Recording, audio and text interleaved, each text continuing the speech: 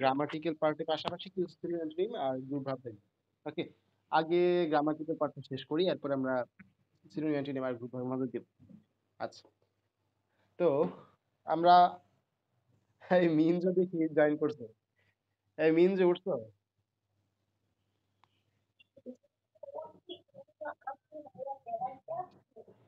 ও, আচ্ছা আচ্ছা আচ্ছা, ঠিক আছে। এই ক্লাস তুমি থাকো, হ্যাঁ। আচ্ছা, দাঁড়া, আমার কলম পাচ্ছি না, কিন্তু কলমটা নিয়ে ক্লাস শুরু করতেছি। আচ্ছা ভাই, ঠিক আছে। তো কি বলতেছিলাম যে করবো আধা ঘন্টা কি 35 মিনিট, বাকি আধা ঘন্টা বা 20 মিনিট যাই বলি আমরা ইনভেস্ট করব হচ্ছে গ্রুপ ভার্ব আর সিনোনিম অ্যান্টোনিমের মধ্যে। আমরা আজকে সিনোনিম পড়বো, অ্যান্টোনিম আরেকদিন পড়বো। একদিন সিনোনিম, একদিন অ্যান্টোনিম, এভাবে আগাবো। ওকে, অথবা একটানা সিনোনিম শেষ করবো, পরে অ্যান্টোনিম শেষ করবো। আমি যে রেফারেন্স বই ইউজ করতেছি, এই বইয়ের নাম হচ্ছে অ্যাপেক্স। ওকে, তোমরা যদি কেউ চাও যে এখন বই কিনবা, তাহলে তুমি অ্যাপেক্সটা কিনতে পারো, কারণ আমি ওইটা থেকে রেফারেন্স হিসেবে পড়াচ্ছি। ওকে, আবার যদি না চাও নাও কিনতে পারো, সমস্যা নেই, কারণ আমি সলভ করে দিই, সবকিছু সলভ করে দিই। কিন্তু কিনলে ভালো আপাতত, না কিনলে যে ক্ষতি এমন না।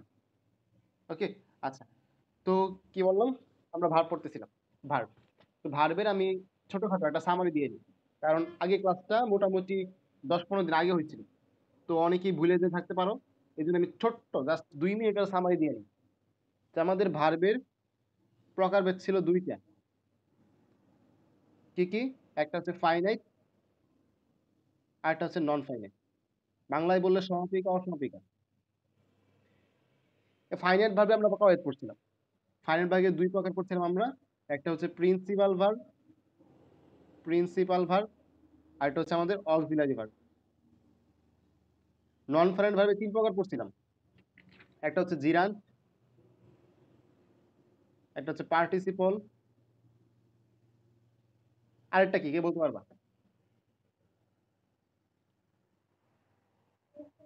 Infinitive, very good.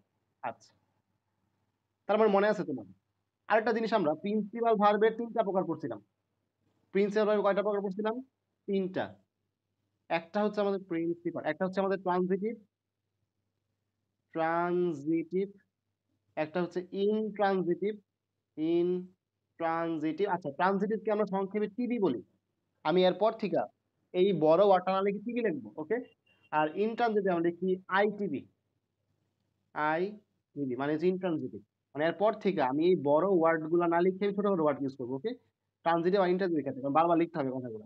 আচ্ছা, আর আরেকটা আছে হচ্ছে আমাদের লিঙ্কিং ভার্ব, লিঙ্কিং ভার্ব। আচ্ছা, তো আজকে আমাদের পড়া হচ্ছে, আজকে আমরা যে সময়টুকু দিব তা হচ্ছে ট্রানজিটিভ আর ইনট্রানজিটিভ থেকে। ওকে, এই দুইটা থেকে সরাসরি কোশ্চেন আসে না যে নিচের কোনটি ট্রানজিটিভ ভার্ব, নিচের কোনটি ইনট্রানজিটিভ ভার্ব, এমন কোনো কোশ্চেন তোমাকে করবে না। তোমাকে বলবে নিচের কোন বাক্যটি correct, choose the correct sentence, এরকম কোশ্চেন করে। পরে আমাদের এই বেসিকটা কাজে লাগাতে হয়। মানে ট্রানজিটিভ ভার্ব থেকে সরাসরি প্রশ্ন করবে না, কিন্তু ট্রানজিটিভ ভার্ব থেকে আমরা যা শিখবো ওইটা কোনো না কোনো বাক্যে আমাদের সাহায্য করবে। ওকে, আচ্ছা। তো আমরা প্রথমেই যে জিনিসটা জানতে চাই যে ট্রানজিটিভ ভার্ব কিভাবে চিনবো, বা কোনো বাক্যে কোনটা ট্রানজিটিভ ভার্ব। একটা বাক্য দেওয়া আছে বাই চান্স, ধর আমি বললাম যে বাক্যটা হচ্ছে, 3টা বাক্য দিই, হ্যাঁ। ট্রাই টু ডু ইট, একটা বাক্য। একটা দিলাম হচ্ছে স্টপ রাইটিং। সে 2টা বাক্য দিলাম, খেয়াল করো। Try verb, stop verb. আচ্ছা, কোশ্চেন হচ্ছে এই ভার্ব কি ট্রানজিটিভ নাকি ট্রানজিটিভ, এটা হচ্ছে আমাদের জানার বিষয়, আমরা জানতে চাই। তো যদি জানতে চাই আমরা আমরা একটা বিষয় খেয়াল রাখবো, যদি কোনো ভার্ব ট্রানজিটিভ ভার্ব হইতে হয়, মানে টিভি হইতে হয়, যদি কোনো ভার্ব ট্রানজিটিভ ভার্ব হইতে হয়, ওই ভার্বের পরে অবশ্যই এবং অবশ্যই একটা অবজেক্ট থাকতে হবে। কি থাকতে হবে? অবজেক্ট থাকতে হবে। অবজেক্টওয়ালা ভার্বকে ট্রানজিটিভ ভার্ব বলে, অবজেক্টওয়ালা ভার্বকে ট্রানজিটিভ ভার্ব বলে। নেক্সট কোশ্চেন ভাই, অবজেক্ট আছে কিনা কেমনে বুঝবো? অবজেক্ট চিনার উপায়, কোন একটা বাক্যে অবজেক্ট আছে কিনা কেমনে বুঝবো? তুমি ওই বাক্যের ভার্বকে প্রশ্ন করবা, ভার্বকে প্রশ্ন করবা, কি দ্বারা প্রশ্ন করবা? ভার্বকে কি বা কাকে দ্বারা যদি প্রশ্ন করো, কি বললাম? ভার্বকে কি বা কাকে দ্বারা যদি প্রশ্ন করো আর যদি তুমি উত্তর পাও ওইটাই কি অবজেক্ট। ভার্বকে কি বা কাকে, কাকে প্রশ্ন করবা, ভার্ব না নাউনকে? ভার্বকে। কি বা কাকে দ্বারা প্রশ্ন করবা, যদি উত্তর পাও ওইটা হচ্ছে আমাদের অবজেক্ট। আমরা এখন উপরে যাই। ট্রাই টু ডু ইট,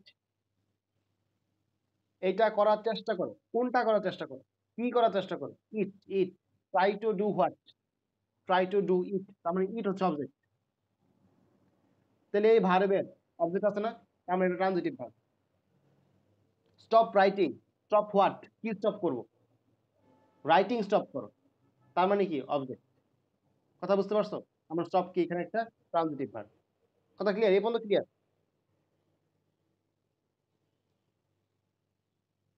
জানো তো, ঘুমাই গেছো? এই আরো একজন যাচ্ছে, ভালো লাগছে আমার কাছে। এই পর্যন্ত বুঝলা কি বলছি? মাথায় ঢুকছে? অবজেক্ট চেনার উপায় কি, ট্রানজিটিভ ভার্ব চেনার উপায় কি? আল্লাহ, পোলাপান কই? আচ্ছা আচ্ছা আচ্ছা, ঠিক আছে। তো আমি আরেকটা বিষয় ক্লিয়ার করি যে, আচ্ছা একটা বাক্য দিয়ে নিই, পরে ক্লিয়ার করি।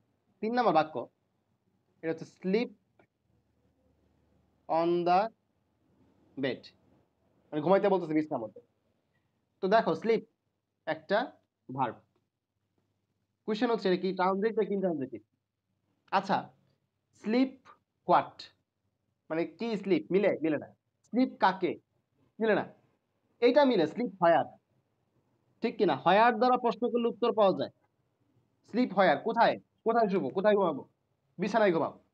তাহলে স্লিপ হোয়ার দিয়ে কিন্তু মিলে। তাহলে এই যে এটা একটা জায়গার নাম। কিসের নাম? জায়গার নাম। এখন আমি যদি আরো একটা উদাহরণ দিই, ধরো 4 নম্বর একটা বাক্য দিই। We met him at morning. We met him, যে মেট, মেট হোয়াট মিলে? মেট, মেট কাকে? মিলে? মিলে না। তাহলে মেট হোয়ার বা হয়েন, খেয়াল করো, মেট হয়েন, হয়েন দিয়া মিলছে। কোন সময়? তার মানে এখানে সময় নির্দেশ করা হয়েছে। আচ্ছা, আবার ধর 5 নম্বর একটা বাক্য দিলাম যে উই মেট হিম নাইসলি, মানে আমরা ভালোভাবে সুন্দরভাবে ওর সাথে দেখা করছিলাম। তাহলে দেখো, মেট নাইসলি কিভাবে, হাউ, হাউ কিভাবে ধর প্রশ্ন করলে কি পাইলাম? এই যে যেই মেটটা আমরা আনসার পাই, ঠিক কিনা? তো খেয়াল করো, এই যে নাইসলি, এটা একটা ব্যবহারের মানে পদ্ধতি বলতে পারি। তার মানে একটা ম্যানার, ম্যানার মানে আচরণ। খেয়াল করো, সময়, জায়গা, ম্যানার। সময়, জায়গা, ম্যানার, এমন কোনো কিছু যদি থাকে, কি বললাম? সময়, জায়গা, ম্যানার, এমন কিছু যদি থাকে তার নাম হবে অ্যাডভার্ব। এই জিনিসগুলো যদি পাও তার নাম কি? অ্যাডভার্ব। তাহলে খেয়াল করো, খেয়াল করো, উই মেট হিম, এই যে হিম অবজেক্ট, কাকে, কার সাথে দেখা করছিলাম? ওই মিট হিম, হিম হচ্ছে অবজেক্ট। হোয়ার? এট মর্নিং। তাহলে একটা জিনিস বুঝতে পারলাম, এই মেটটা হচ্ছে ট্রানজিটিভ ভার্ব। কারণ কি? তার অবজেক্ট আছে। কিন্তু অবজেক্টের পরে কে বসছে? অ্যাডভার্ব বসছে। তাহলে আরেকটা জিনিস মাথায় ঢুকায় রাখো, সাবজেক্টের পরে যদি ট্রানজিটিভ ভার্ব থাকে অবশ্যই এরপরে কে থাকবে? অবজেক্ট। কিন্তু মাঝে মাঝে এরপরে যদি কেউ বসে, ওই জায়গাটা অবশ্যই কে বসবে? অ্যাডভার্ব বসবে। কথা ক্লিয়ার? কাহিনী ক্লিয়ার? বুঝতে পারছি? এখন যে আমি একটা এক্সাম্পল দিই, এইটার উপর ভিত্তি করে একটা এক্সাম্পল দিই। হি অ্যাকসেপ্টেড মাই কাজিন ফ্রেন্ডলি। এই বাক্যটা কারেক্ট নাকি ইনকারেক্ট?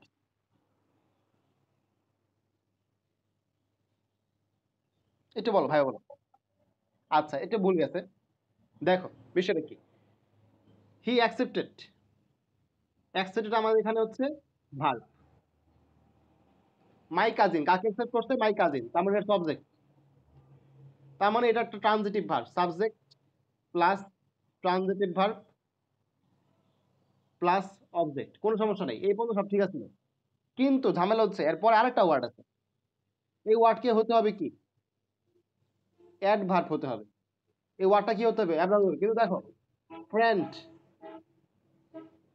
নিজে কি নাউন, সাথে যুক্ত হয়েছে এলওয়াই, তাহলে নাউনের সাথে যখন এলওয়াই যুক্ত হয় তার নাম কি? অ্যাডজেক্টিভ।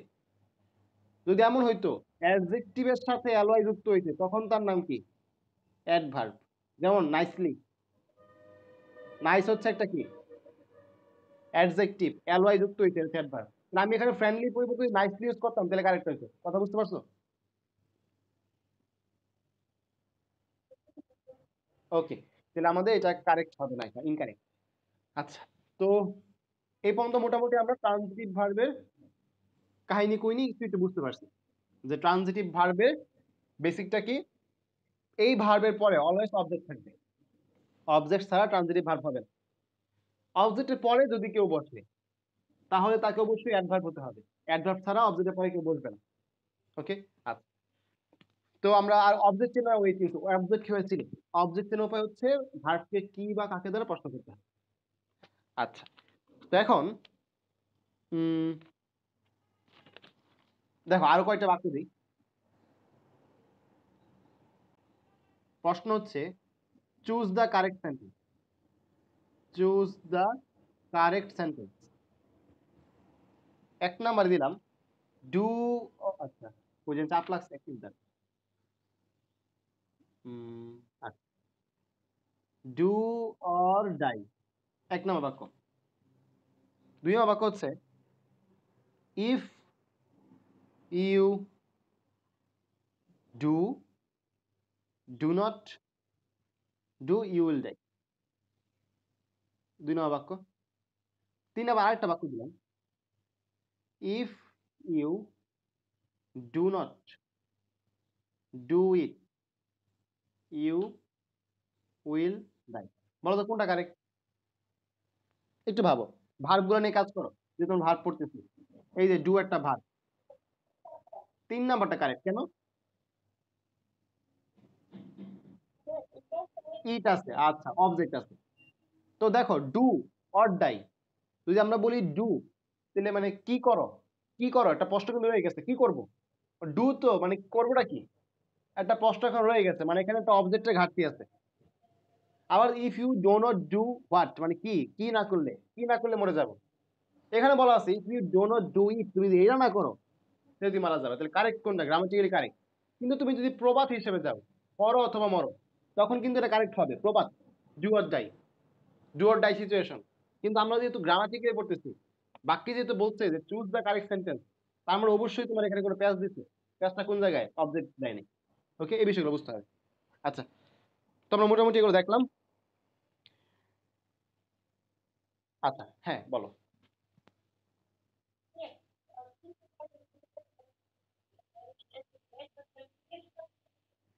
হ্যাঁ হ্যাঁ হ্যাঁ, অ্যাডভার্ব ফ্রেজ বানাতে হবে, ফ্রেজ বানায় নিলে ওটা অ্যাডভার্ব হয়ে যাবে।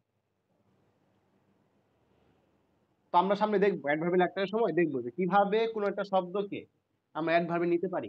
মনে আছে আমরা আনকাউন্টেবল কে কিভাবে কাউন্টেবল নিতাম? যেমন আমি যদি বলি মিল্ক, কাউন্টেবল নাকি uncountable?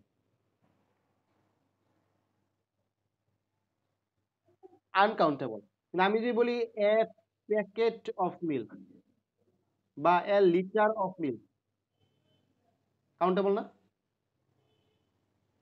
Litre, A litre of milk, 2 litre of milk, 3 litres of milk, ঠিক কিনা?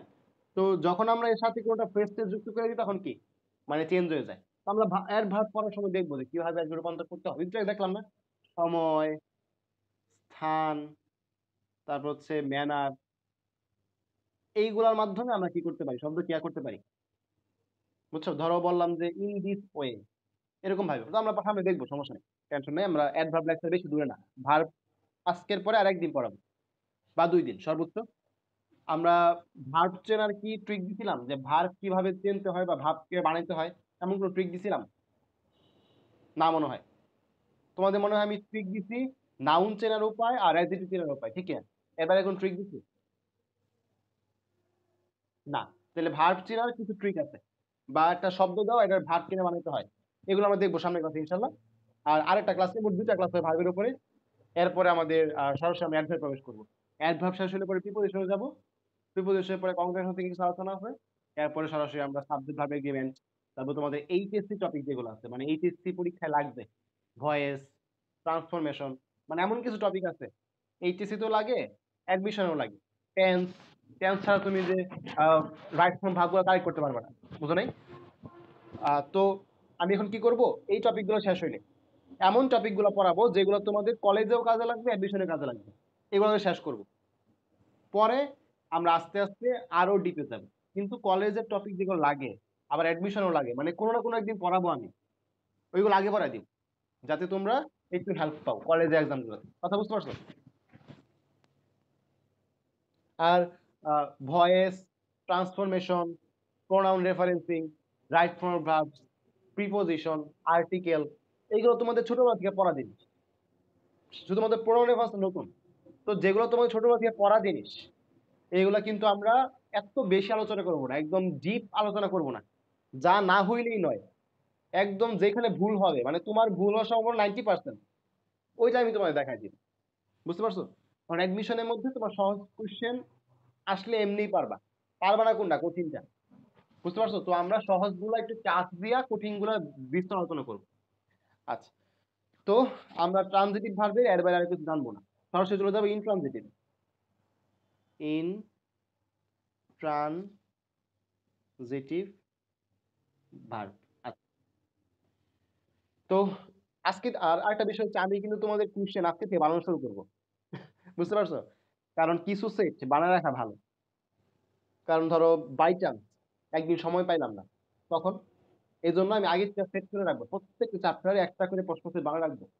কারণ এক্সাম তো হবে 3 ধাপে, তাই না? তাহলে 3 ধাপের মধ্যে এক ধাপের কোশ্চেন যদি বানায় রাখি, তাহলে আমি পরে ওই ধাপের এক্সামের সময় আরেক ধাপের কোশ্চেন বানাবো, মানে আরেক ধাপের এক্সামের সময় পরের ধাপে কোশ্চেন বানিয়ে ফেলবো, যাতে কখনো কোনো এক্সাম মিস না হয়। আমি যেখানেই থাকি, আমি গাড়িতে থাকি, আমি বেড়াতে যাই, আমি কক্সবাজার থাকি, আমেরিকা থাকি, তোমাদের কোশ্চেন এক্সাম হতে মিস নেই। বুঝতে পারছো? এই জন্য আজকে থেকে কোশ্চেন বানানো শুরু করবো, এই প্ল্যানটা বানাইছি আর কি। আচ্ছা, তো খেয়াল করো, ইনট্রানজিটিভ ভার্ব যার অবজেক্ট নাই, এক কথায় যার কি নাই, অবজেক্ট নাই। আচ্ছা, তো আমি ইনট্রানজিটিভ ভার্বের যদি স্ট্রাকচার লিখতে চাই, বাক্যে কেমন ভাবে বসতে পারে, তাহলে স্ট্রাকচার হবে এমন: সাবজেক্ট প্লাস ভার্ব, ওই ভার্বের পরে নয় ফুল স্টপ, আর না হয় অ্যাডভার্ব। আবার বলতেছি কথাটা, ইনট্রানজিটিভ ভার্ব হচ্ছে ওটাই যার পরে নয় ফুল স্টপ আর নয় অ্যাডভার্ব। ফুল স্টপ হইলে আর কিছু নাই, অবজেক্ট থাকা তো প্রশ্নই আসে না। আর অ্যাডভার্ব তো অবজেক্টের জায়গায় বসতে পারে না। অবজেক্ট হইতে হইলে নাউন, প্রোনাউন, নাউন ফ্রেজ, এগুলো হইতে হবে, অথবা জিরান। আবার বলতেছি, অবজেক্ট কারা হতে পারে? অবজেক্ট হতে পারে নাউন, হতে পারে প্রোনাউন, হতে পারে নাউন ফ্রেজ। আচ্ছা, নাউন ফ্রেজ কারা, একটু দুইটা আলোচনা দিই। নাউন ফ্রেজ হচ্ছে, ধরো তোমার কাছে একটা আর্টিকেল আছে, আর্টিকেল প্লাস নাউন, তাহলে তুমি বলবা নাউন ফ্রেজ। তোমার কাছে একটা পজেসিভ আছে, পজেসিভ মিনিং কি বলো? পজেসিভ পরে নাউন আছে, পজেসিভ মিনিং কি বলো? মানে কি? অধিকার। Very good, very good. Positive মানে হচ্ছে অধিকার। ইটস মাই পেন, এটা আমার পেন, আমার অধিকারে আছে। মাই হচ্ছে এটা পজিটিভ। হিজ, হার, মাই, আওয়ার, দেয়ার, এটা হচ্ছে পজিটিভ। আচ্ছা, তো দেখো, আর্টিকেলের সাথে যদি নাউন বসে, এটা নাউন ফ্রেজ। পজিটিভের সাথে নাউন বসে, এটা কি নাউন ফ্রেজ। একটু আইডিয়া দিয়ে রাখলাম। আচ্ছা, এরপরে তোমার থাকতে পারে কি, জিরান্ট। জিরান্ট মানে কি? ভার্ব প্লাস আইএনজি যদি নাউনের মতো আচরণ করে, দাও ঘুরে ঘুরে কিন্তু সেই নাউন। প্রোনাউনের নাম মধ্যে কি আছে, নাউন আছে, তার মানে অবজেক্ট মূলত নাউন। ওকে, আচ্ছা, তো এখন ইনট্রানজিটিভের আমরা দুইটা উদাহরণ দেখি, তাই তুমি বিষয়টা ক্লিয়ার হবা। আচ্ছা, তো দেখো, এক নম্বর এক্সাম্পল হচ্ছে, হি রিডস ফর 1 hour, সে 1 ঘন্টার জন্য পড়ে। ঠিক আছে, তো খেয়াল করো রিডস ভার্ব, এরপরে ফর 1 hour, খেয়াল করো তো এটা কি সময় না? সময় মানে কি বলছিলাম? সময় মানে কি বলছিলাম? অ্যাডভার্ব। তার মানে আমাদের ভার্বের পরে সরাসরি অ্যাডভার্ব আছে, এটা ইনট্রানজিটিভ ভার্ব। Intransitive verb. আবার আমি যদি বলি যে হি রানস, ফুল স্টপ। খেয়াল করো রানস ইজ এ ভার্ব, রানসের পরে কেউ নাই, অবজেক্ট থাকে তো প্রশ্নই আসে, ফুল স্টপ আছে, আমার এটা হচ্ছে ইনট্রানজিটিভ ভার্ব, আইটিভি। ওকে, আবার যদি বলি the river flows smoothly, smoothly, এই যে ফ্লোস ভার্ব, স্মুথ এটা হচ্ছে অ্যাডজেক্টিভ প্লাস এলওয়াই, পুরোটা মিলে কি হয়ে গেছে? অ্যাডভার্ব হয়ে গেছে। খেয়াল করছো ভার্বের পরে অ্যাডভার্ব সরাসরি, তার মানে এটা ইনট্রানজিটিভ। কথা ক্লিয়ার? এই পর্যন্ত ক্লিয়ার?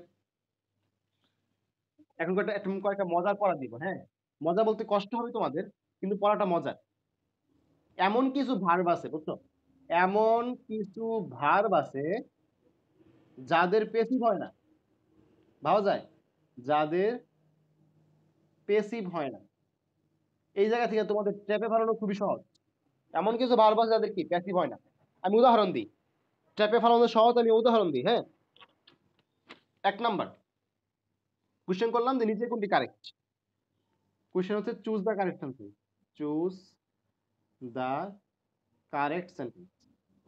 যখন পরীক্ষার প্রশ্ন দেখবা অবশ্যই খেয়াল রাখবা এখানে কারেক্ট সেন্টেন্স বলছে নাকি ইনকারেক্ট সেন্টেন্স বলছে, মানে চুজ দ্য কারেক্ট নাকি ইনকারেক্ট, এটা খেয়াল রাখবা। আচ্ছা, 1 নম্বরে বললাম ইট ইজ বিং হ্যাপেন্ড। 2 নম্বরে বললাম ইট ইজ বিং কন্টিনিউ। 3 নম্বরে বললাম হি ওয়াজ ডাইড ইন 1940। কোনটা কারেক্ট কি বলতে পারবা?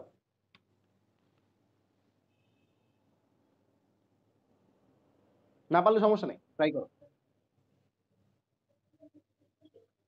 আচ্ছা, তো মজার বিষয় হচ্ছে এখানে একটাও কারেক্ট না, এখানে একটাও কারেক্ট না, এটা মজার বিষয়। কারণটা কি খেয়াল করো, আমরা নর্মাল ভয়েসের নিয়মে কি জানি, এই যে বিইং, বিইং এর পরে অলওয়েজ কি বসে? ভার্ব কি বসে? বিইং পরে ভি3 বসে। আচ্ছা, কিন্তু মজার বিষয় এই হ্যাপেন যে ওয়ার্ডটা এর কখনো প্যাসিভ হয় না, কন্টিনিউ ওয়ার্ডটা এর কোনো প্যাসিভ হয় না, ডাই ওয়ার্ডটা কখনো কি হয় না? প্যাসিভ হয় না। হি ওয়াজ ডাইড, এটা ভুল, হি ওয়াজ ডাইড বলে ভুল হবে। আমাদের বলতে হবে হচ্ছে হি ডাইড ইন 1940। বিষয়টা হচ্ছে এমন, হি ওয়াজ স্টুডেন্ট, সে ছাত্র ছিল, এখন ছাত্র নাই। হি ইজ এ ব্যাংকার নাও। কথা বুঝতে পারছো? মানে সে আগে ছাত্র ছিল, এখনো ছাত্র নাই, সে এখন কি হয়ে গেছে? ব্যাংকার হয়ে গেছে। বিষয় হচ্ছে এমন, যদি আমি বলি হি ওয়াজ ডাইড, হি ওয়াজ ডাইড মানে সে আগে মরছিল, এখন বাচ্চা আছে, হয়? হয় না কিন্তু। তার বলতে হবে কি হি ডাইড, প্রেজেন্ট পাস্টের যে সিম্পল পাস্ট করতে হবে। কথা বুঝছো? সিম্পল পাস্টের ফর্ম হবে এটা। তো হি ডাইড সরাসরি মানে পাস্ট ইনডিফিনিট যারে বলে, পাস্ট ইনডিফিনিট অপর নাম কি? Simple past. কথা বুঝতে পারছো? হি ওয়াজ ডাইড দিলে ভুল হবে। এর ব্যাখ্যাটা কি? ডাই ওয়ার্ডের পার্টি ইয়া হয় না, আহ, কি বললাম, প্যাসিভ হয় না। কন্টিনিউ এর প্যাসিভ হয় না, হ্যাপেন এর প্যাসিভ হয় না। এরকম 10টা ওয়ার্ড লিখবো যাদের কি প্যাসিভ হয় না, এই ওয়ার্ডগুলো মাথায় রাখতে হবে তোমাদের। ওকে, 10টা ওয়ার্ড দিব যাদের প্যাসিভ হয় না। তাহলে আমি হেডলাইন দিলাম 10টি ওয়ার্ড যাদের প্যাসিভ হয় না। আচ্ছা, 1 নম্বর হচ্ছে অ্যারাইভ, তুমি অ্যারাইভড বলবা না, অ্যারাইভ বলতে হবে। 2 নম্বর হচ্ছে অ্যাপেয়ার, তুমি যে অ্যারাইভড বলো তাহলে প্যাসিভ করা যাবে না, নর্মালি বলতে পারো হি অ্যারাইভড, কিন্তু হি ওয়াজ অ্যারাইভড বলতে পারবে না। ওকে, আচ্ছা, অ্যাপেয়ার, এরপর হচ্ছে ব্রেথ, তারপর হচ্ছে ক্রাই, ডাই, হ্যাপেন, অকের, কন্টিনিউ, সিম, স্মাইল, এই 10টা। ওকে, কি বললাম যে অ্যারাইভ, অ্যাপিয়ার, দুটো কিন্তু কাছাকাছি। অ্যারাইভ মানে পৌঁছানো, অ্যাপিয়ার মানে কি দৃশ্যমান হওয়া, অ্যাপিয়ার বা উপস্থিত হওয়া। ব্রেথ শ্বাস নেওয়া, তারপর হচ্ছে তোমার ক্রাই হচ্ছে কাঁদা, ডাই হচ্ছে মারা যাওয়া, হ্যাপেন হচ্ছে ঘটা, অকিউর মানে ঘটা, কন্টিনিউ মানে হচ্ছে কন্টিনিউ মানে কি চালিয়ে যাওয়া, সিম মানে হচ্ছে মনে করা, ইট সিমস টু মি, মানে আমার কাছে মনে হয়, স্মাইল মানে কি হাসি। তো এগুলোর পরে এগুলো কি প্যাসিভ হবে না। ওকে, এগুলো প্যাসিভ হবে না। তো আমাদের মোটামুটি ট্রানজিটিভ ইনট্রানজিটিভ আলোচনা এই পর্যন্তই, এর বাইরে বেশ কিছু জানতে হবে না। ওকে, আমি এখন জাস্ট একটা প্র্যাকটিস দিব, এই প্র্যাকটিস যদি শেষ হয়ে যায় আমরা চলে যাব হচ্ছে সিনোনিম অ্যান্টোনিম আর হচ্ছে গ্রুপ ভার্বে। ওকে, আচ্ছা, তো আমাদের কোশ্চেন সেম আগের মতোই, চুজ দ্য কারেক্ট সেন্টেন্স। আচ্ছা, এ নাম্বারে বলা আছে রানা ফ্লাইস আ কাইট, এক নাম্বার। 2 নাম্বার হচ্ছে এ কাইট ফ্লাইস। 3 নাম্বার হচ্ছে a kite flies in the sky. আচ্ছা, 4 নাম্বার হচ্ছে Rana flies a kite nicely. বলো তো কোনটা কারেক্ট? একাধিক কারেক্ট থাকতে পারে, হ্যাঁ, একটার বেশি কারেক্ট থাকতে পারে। এখন বলো।